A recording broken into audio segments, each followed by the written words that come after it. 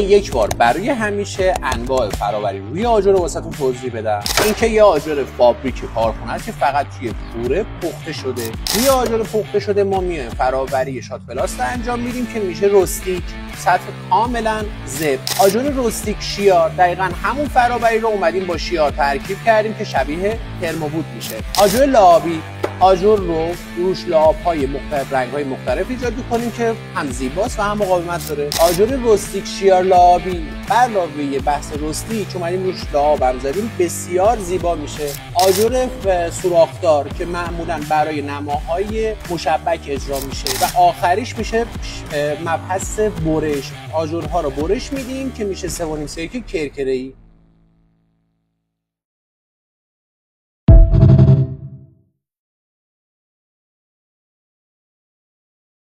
یک بار برای همیشه انواع فرآوری روی آجر رو واسهتون توضیح بدم. اینکه یه آجر فابریک کارخونه است که فقط توی پوره پخته شده.